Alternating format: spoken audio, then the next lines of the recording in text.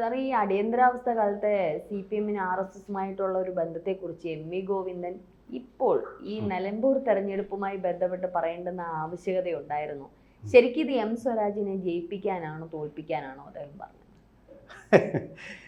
MV Govindan കഴിഞ്ഞ പ്രാവശ്യം അമൂർത്തമായ സാഹചര്യത്തിൽ എന്ന് പറഞ്ഞാണ് ഒരു കോൺട്രവേഴ്സിക്ക് തുടക്കം കുറിച്ചത്.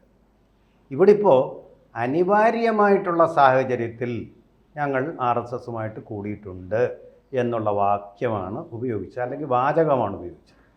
ഈ അനിവാര്യം വലിയ വിവാദമായിരിക്കും. ഒരു വാര്യരും അനിവാര്യരല്ല എന്ന് എനിക്ക് തോന്നുന്നു, CBC വാര്യരാണെന്ന് തോന്നുന്നു പറഞ്ഞത്. എന്ന് പറഞ്ഞതുപോലെ ഈ ഒരു അനിവാര്യമായിട്ടുള്ളൊരു സാഹചര്യം കൊണ്ട് വെച്ചിട്ട് അനിവാര്യമായിട്ടുള്ള സ്വരാജിൻ്റെ തോൽവി ഒഴിവാക്കുകയാണോ, അതോ ഇനി അനിവാര്യമായിട്ടുള്ള സ്വരാജിൻ്റെ വിജയം ഒഴിവാക്കുകയാണോ മാഷ് ചെയ്തതെന്ന് ഒരു പിടിയും കിട്ടുന്നില്ല.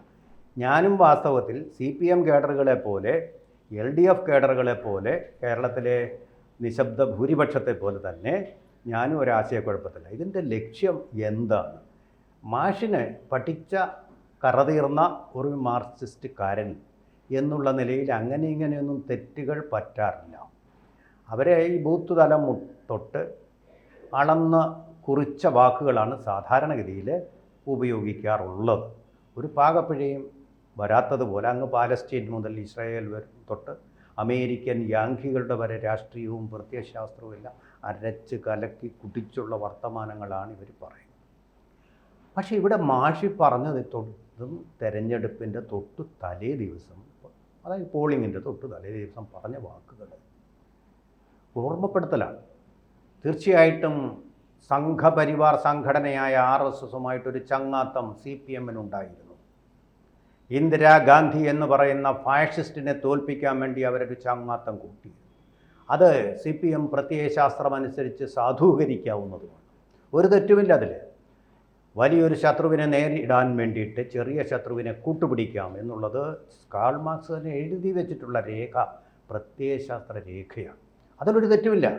എന്നിരിക്കെ മാഷ് ഇത്രയും പറഞ്ഞു കഴിഞ്ഞപ്പോൾ മുഖ്യമന്ത്രി അച്യുതാനന്ദൻ അതിനെ തിരുത്താൻ ശ്രമിക്കുന്നു. അതുപോലെ തന്നെ CPIയുടെ നേതാവായിട്ടുള്ള നേതാക്കൾ മാത്രമുള്ള പാർട്ടിയായ CPIയുടെ മുതിർന്ന നേതാവ് ബിനോയ് വിശ്വം, സംസ്ഥാന സെക്രട്ടറി, അതിനെ തിരുത്തുന്നു, അതിൽ പ്രതിഷേധം പ്രകടിപ്പിക്കുന്നു. ഇതൊന്നും പോരാഞ്ഞിട്ട് CPM-ൻ്റെ മറ്റൊരു ചാനലായ, കൈരളി കഴിഞ്ഞാൽ മറ്റൊരു ചാനലായിട്ടുള്ള റിപ്പോർട്ടർ തിരുത്താൻ ശ്രമിക്കുന്നു മാഷിനെ. MV ഗോവിന്ദനെ തിരുത്താൻ ശ്രമിക്കുന്നു. അതാണ് ഏറ്റവും രസകരമായിട്ട് എനിക്ക് തോന്നുന്നത്. അവിടെ ഇരുന്നുകൊണ്ട് എഡിറ്റേഴ്സ് മീറ്റിൽ ഇരുന്നുകൊണ്ട് എഡിറ്റർമാരെല്ലാം കൂടെ അങ്ങോട്ട് പരസ്പരം അങ്ങോട്ട് വാക്ചാതുരി പ്രകടിപ്പിക്കുകയാണ്. മാഷിനെ പറ്റിയൊരു നാഗ്പിഴവാണ്. നമ്മളിപ്പോൾ വാഴയില്ല എന്നുള്ളത് ചിലപ്പോൾ വഴയില്ല എന്നൊക്കെ പറഞ്ഞു പോകും. നമ്മുടെ നാക്കിൻ്റെ ഒരു പരാജയമാണ്. നാക്ക് ചിലപ്പോൾ ശരിക്കത് പ്രവർത്തിക്കാതെ വരുമ്പോൾ, അല്ലെങ്കിൽ ഒരുപാട് സംസാരിച്ച് കഴിയുമ്പോൾ ദീർഘങ്ങളൊക്കെ ഹ്രസ്വങ്ങളായിട്ടൊക്കെ വരും. അങ്ങനെ ചില ഉച്ചാരണ പിഴവുകൾ എല്ലാ അവതാരകർക്കും സംഭവിക്കാറുണ്ട്. വാർത്താ വായനക്കാർക്കും ചിലപ്പോൾ വളരെ അശ്ലീലകരമായിട്ടുള്ള പരിണാമങ്ങളിലേക്ക് തന്നെ പോകാറുണ്ട്. കൈരളി ചാനലിൽ അങ്ങനെ സംഭവിച്ചിട്ടുണ്ട്. പക്ഷേ ഇവിടെ പറയുന്നത് അദ്ദേഹം ജനതാ പാർട്ടി എന്നതിന് പകരം സംഘപരിവാർ എന്നുള്ള വാക്ക്. അല്ല, ഞാൻ രഞ്ജനിയോട് ഒരു കാര്യം ചോദിക്കട്ടെ. ചോദിക്കട്ടെ, ഈ ജനതാ പാർട്ടിയിലെ ഏതെങ്കിലും ഒരു അക്ഷരം സംഘപരിവാർ അല്ലെങ്കിൽ RSS എന്നതിലുണ്ടോ? നാക്ക് പിഴ പറ്റാൻ. നമുക്കിപ്പോൾ പുട്ട് എന്നുള്ളത് പൂട്ട് എന്ന് പറയും. അങ്ങനെ പറയാം. പൂട്ട് അങ്ങനെ സംഭവിച്ചിട്ടുണ്ട്. ദൂരദർശനിൽ തന്നെ സംഭവിച്ചിട്ടുണ്ട്. പുട്ട എന്നുള്ളത് ക്യാൻറ്റീനിൽ നിന്ന് പുട്ടിൻ്റെയും കടലക്കറിയുടെയും മണം വന്നപ്പോൾ അവർ ഗ്രാഫിക്സ് എഴുതുന്ന ആൾ പൂട്ട് എന്നാക്കി. പൂട്ടെന്നുള്ളതിന് പുട്ടെന്നാക്കി. ഹ്രസ്വമായിപ്പോയി, ദീർഘം ഹ്രസ്വമായിപ്പോയി. ഈ ജനതാ പാർട്ടി എന്നുള്ളത് എങ്ങനെ RSS എന്ന് വരുന്നത്? അങ്ങനെ തെറ്റിപ്പോകുന്ന ഒരാൾ മാഷെന്ന് പറഞ്ഞ് അവരെ അധിക്ഷേപിക്കുകയാണോ? അവിടെ അരുണും ഒക്കെ ഇരുന്ന് വാദിക്കുക. മാഷ് കൃത്യമായിട്ട് MV ഗോവിന്ദന്റെ ആ ഒരു ഇന്റർവ്യൂ, ആ ഒരു അവതാരകനുമായിട്ടുള്ള ഇന്റർവ്യൂ കാണുമ്പോൾ അറിയാം, കൃത്യമായിട്ട് എടുത്ത് MV ഗോവിന്ദൻ പറയുന്നു. സത്യസന്ധമായി പറഞ്ഞു കഴിഞ്ഞാൽ സത്യസന്ധമായിട്ടാണ് ആ പറഞ്ഞത്. ഇപ്പോൾ ഇവർക്ക് ലജ്ജയുണ്ടതിൽ. കാരണം RSS മഹാത്മാഗാന്ധിയുടെ ഘാതകരാണ് എന്നൊക്കെയാണ് അവർ പറയുന്നത്, RSSനെ ടാർഗറ്റ് ചെയ്യും. അതേസമയം യഥാർത്ഥത്തിൽ മഹാത്മാഗാന്ധിയുടെ ഘാതകനായിട്ടല്ല ഗോഡ്സെ ഏറ്റവും അവസാനം ഏതു സംഘടനയിലായിരുന്നു? ആ ഹിന്ദു മഹാസഭയുടെ പിന്തുണ കൂടിയാണ് സ്വരാജ് അവിടെ മത്സരിക്കുന്നത്. പിന്തുണ വാങ്ങിയിട്ടുണ്ട്. LDFൻ്റെ പാർട്ടാക്കുമെന്ന് എനിക്കറിയാൻ വയ്യ, പക്ഷേ പിന്തുണയുണ്ട്. ഒരു സ്വാമിയാണ് പത്രസമ്മേളനം വിളിച്ചത് അത് പറഞ്ഞത്. അവരുടെ ഫോട്ടോസ് സഹിതം പുറത്തു വന്നിട്ട് അവരെ ആ സംഘടന പുറത്തു വിട്ടിട്ടും എം.വി. ഗോവിന്ദനോ പിണറായി വിജയനോ അത് അംഗീകരിക്കുന്നില്ല എന്നുള്ളതാ. തെളിവ് സഹിതം ഫോട്ടോ സഹിതം പുറത്തു വരുന്നുണ്ട്. അതെ, അത് നിഷേധിക്കുന്നില്ല. അപ്പോൾ ഇതിൻ്റെ പുറമെ ഒരു സംഘബന്ധം കൂടെ, സംഘബന്ധുത്വം കൂടി ആയാലോ? അതേസമയം കേഡറുകളോ, CPM-ൻ്റെ കേഡറുകൾ രാജ്യത്തുടനീളം RSS എന്ന് പറഞ്ഞു കഴിഞ്ഞാൽ, ഹിന്ദു എന്ന് പറഞ്ഞു കഴിഞ്ഞാൽ, ഇന്ത്യ എന്ന് പറഞ്ഞു കഴിഞ്ഞാൽ, ഭാരതാംബ എന്ന് പറഞ്ഞു കഴിഞ്ഞാൽ, ഉടനെ ഭാരത് മാതാ കി ജയ് എന്ന് ഒരിക്കലും പറയാത്ത അവർ ഹിന്ദു ആ വാക്ക് കേട്ട് കഴിഞ്ഞാൽ ഉടനെ അവൻ സംഘി, അവൻ ചാണക സംഘി എന്നാണ് പറയുന്നത്. കലശലായിട്ടുള്ള പ്രതിഷേധത്തോടു കൂടിയും അതുപോലെ അസഹ്യതയോടും അസഹിഷ്ണുതയോടും കൂടി അങ്ങനെയുള്ള വാക്കുകൾ ഉച്ചരിക്കുമ്പോഴാണ് മാഷ് അവരുടെ പിൽക്കാലം അവരുടെ പിതൃത്വം എന്ന് ഓർമ്മിപ്പിച്ചത്. സംഘബന്ധുക്കളായിരുന്നു അവർ. സംഘത്തോടൊപ്പം ബാലാസാഹബ് ദേവരസിനോടൊപ്പം ഇവരുടെ നേതാക്കൾ വേദി പങ്കിട്ടിട്ടുണ്ട്. മാത്രമല്ല CPI പുതിയ ഭാരതാംബ ചിത്രമാണെങ്കിൽ ആ ഭാരതാംബ എന്ന് പറയുന്ന കൺസെപ്റ്റ് എടുത്ത് വെച്ച് പോസ്റ്റർ വരെ ഇട്ടല്ലോ. അതെ അതെ, ഭാരത് മാതാ കി ജയ് എന്ന് വരെ വിളിച്ചല്ലോ. കി ജയ്, ഇതിന് മുർദാബാദ് വരെ വിളിക്കാൻ പഠിക്കില്ല. മാതാക്കി അത് CPI-ക്കാരാ പറഞ്ഞത്. CPM ഒരിക്കലും പറയില്ല. ഭാരത് മാതാ മുർദാബാദ് എന്ന് വിളിക്കും. സോഷ്യലിസ്റ്റ് പിതൃഭൂമി, സോവിയറ്റ് യൂണിയൻ സിന്ദാബാദ് എന്നും വിളിക്കും. അവരുടെ മനോനില അങ്ങനെയാണ്. റിപ്പോർട്ടർ ചാനലിലെ എഡിറ്റർമാരെല്ലാം കൂടെ കൂടിയിരുന്ന് തിരുത്താൻ ശ്രമിച്ചാലും ആ പറ്റിയ തെറ്റ് തിരുത്താൻ പറ്റില്ല. കാരണം അത് ചരിത്രമാണ്, ചരിത്രത്തിൻ്റെ ഭാഗമാണ്. മാത്രമല്ല എം.വി. ഗോവിന്ദൻ പറഞ്ഞതുപോലെ നിലപാടുകൾ ഞങ്ങൾക്ക് ഒരു നിലപാടേ ഉള്ളെന്ന് ആരാ പറഞ്ഞത്? നിലപാടുകൾ ഞങ്ങൾ ഇങ്ങനെ മാറ്റിക്കൊണ്ടേയിരിക്കും എന്ന് പറഞ്ഞിട്ടുണ്ട്. നിലപാടുകൾ ഞങ്ങൾ മാറ്റും. അതാണ് ഇപ്പൊ ഞങ്ങൾ കൂട്ടുകൂടിയിരിക്കുന്നത് PDP-യുമായിട്ട്.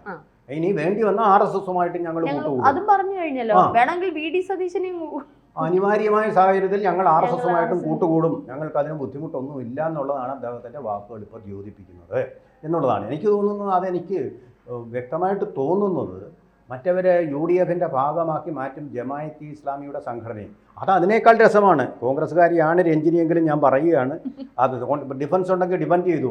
അങ്ങനെ ഒരു സംഘടന ബംഗ്ലാദേശിൽ ഹിന്ദുക്കളെ ബാക്കിയുള്ള എല്ലാ മതക്കാരെയും കൊല്ലുകയും അവരുടെ ആരാധനാലയങ്ങൾ തകർക്കുകയും ചെയ്ത ജമാഅത്തെ ഇസ്ലാമി 1950 ലോകം മുഴുവൻ ഇസ്ലാമിക ഭരണകൂടത്തിന് കീഴിൽ വരും, അതിന് ഞങ്ങൾ ആക്രമണം നടത്തും, എന്തു ഹിംസയും നടത്തും എന്ന് പറയുന്ന നേതാക്കളുള്ള ജമാഅത്തെ ഇസ്ലാമിയെ അവിടെ UDF-ൻ്റെ ഒരു മെമ്പറായിട്ട് അതിലൊരു അംഗമാക്കാൻ വേണ്ടി തയ്യാറായിരിക്കുകയാണ് UDF എന്നാണ് ഏറ്റവും പുറത്തു വരുന്ന ശ്രുതി. അവരുടെ പിന്തുണ വാങ്ങിച്ചുകൊണ്ട് ജമാഅത്തെ ഇസ്ലാമിക്ക് വെള്ള പൂശിയിരിക്കുകയാണ് VD സതീശൻ. ആ VD സതീശൻ തന്നെ ആ നാക്ക് ഉപയോഗിച്ച് തന്നെ പ്രണയിനിയായിരുന്നു RSS ഒരു കാലത്ത്. പ്രണയാതുരമായിട്ടുള്ള ഒരു അഭ്യർത്ഥനയാണ് നടത്തുന്നത്. സ്വരാജിന് ഈ പ്രാവശ്യം നിങ്ങൾ നിലമ്പൂരിൽ വോട്ട് ചെയ്യണമെന്ന് പ്രണയാതുരമായിട്ടുള്ളൊരു അഭ്യർത്ഥനയാണ് ഇവിടെ ഗോവിന്ദൻ മാഷ് നടത്തിയതെന്നാണ് ഈ VD സതീശൻ വ്യാഖ്യാനിക്കുന്നത്. ഈ സംഘപരിവാറിനെ എപ്പോഴും വലിയ ഒരു മതവർഗീയ പാർട്ടിയായിട്ട് ചിത്രീകരിക്കുന്നത് ഏറ്റവും കൂടുതൽ ചിത്രീകരിച്ച് എനിക്ക് തോന്നുന്നു ഒരു പക്ഷേ CPM ആയിരിക്കും.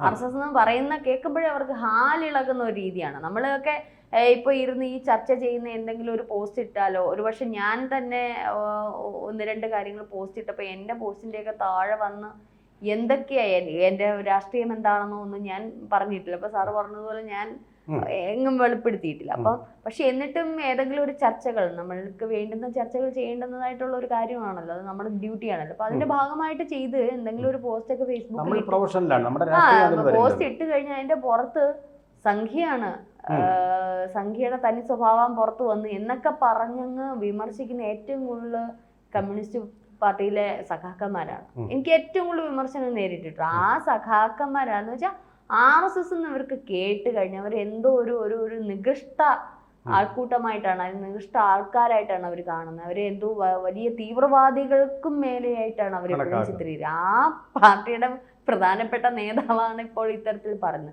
പക്ഷെ ഇതൊക്കെ ഒരു കണക്കിന് ജനങ്ങൾക്ക് കുറച്ച് ബോധമുണ്ടാകാൻ സാധ്യതയുണ്ട്. ഇപ്പൊ നമ്മൾ എം സ്വരാജിന്റെ കാര്യത്തിലേക്ക് വരുവാണ്, നമ്മുടെ സമയം തീരാറായി. എം സ്വരാജിന്റെ ഒരു ഇതിലേക്ക് വരുവാണെങ്കിൽ നിലമ്പൂർ ഇലക്ഷൻ നടക്കുകയാണ്. ഇപ്പോൾ എം.വി. ഗോവിന്ദൻ എം സ്വരാജിനെ തോൽപ്പിക്കാൻ തന്നെയല്ലേ ഇത്തരത്തിൽ ഒരു ഇത് നടത്തിയത്. എത്രയെന്ന് പറഞ്ഞാൽ ഹിന്ദു വോട്ടിനേക്കാളും അപ്പുറം ജനങ്ങളുടെ ഇടയിൽ CPM എന്താണെന്ന് ഇപ്പോൾ എം.വി. ഗോവിന്ദൻ മനസ്സിലാക്കി കൊടുത്തിരിക്കുകയാണ്. നിലപാടുകൾ മാറ്റുന്ന ഒരു പാർട്ടിയായിട്ട് മാറിയിരിക്കുകയല്ലേ. അത് നിലമ്പൂരുകാർ മാത്രമല്ല, കേരളത്തിലെ മുഴുവൻ ആൾക്കാർ ശ്രദ്ധിച്ചു കഴിഞ്ഞു. ഒരു ടെസ്റ്റ് ഡോസ് എന്നായിരുന്നു തദ്ദേശ തെരഞ്ഞെടുപ്പ് വരുന്നതിന് മുമ്പ് ഒരു ടെസ്റ്റ് ഡോസ് തന്നെയാണ് ഇപ്പോൾ ഈ നിലമ്പൂർ തെരഞ്ഞെടുപ്പ് എന്ന് പറയുന്നത്. ഇവർ പറഞ്ഞിട്ടുള്ള ഏത് കാര്യങ്ങൾ ഇപ്പോൾ എല്ലാ സംസ്ഥാനത്തെ എല്ലാ ജനങ്ങളും ശ്രദ്ധിച്ചു കഴിഞ്ഞു. എന്താണ് CPM എന്നുള്ളത് ഇതവർക്ക് കിട്ടിയ വലിയൊരു അടി തന്നെയല്ലേ? തീർച്ചയായിട്ടും രഞ്ജിനി പറഞ്ഞത് പൂർണ്ണമായിട്ടും ശരിയാണ്, ഞാനതിൽ തർക്കിക്കുന്നില്ല. പക്ഷേ അവസാനമായിട്ട് എനിക്ക് ഒരു സംശയം തോന്നുന്നത്, നമ്മുടെ മുഖ്യമന്ത്രി 45 മിനിറ്റ് എടുത്താണ് ഗോവിന്ദനെ എതിർത്തു പറഞ്ഞത്. അപ്പം നമ്മൾക്കിപ്പോൾ പ്രധാനമായിട്ടും അറിയാനുള്ളത് നിലമ്പൂരിൽ സ്വരാജ് ജയിക്കുമോ തോൽക്കുമോ എന്നുള്ളതിനേക്കാൾ പ്രധാനമായിട്ട് ഈ തെരഞ്ഞെടുപ്പ് കഴിഞ്ഞാൽ ഗോവിന്ദൻ മാഷിൻ്റെ സെക്രട്ടറി സ്ഥാനം, സംസ്ഥാന സെക്രട്ടറി സ്ഥാനം തെറിക്കുമോ ഇല്ലയോ എന്നുള്ളത് അത് നമുക്ക് നോക്കിക്കാം.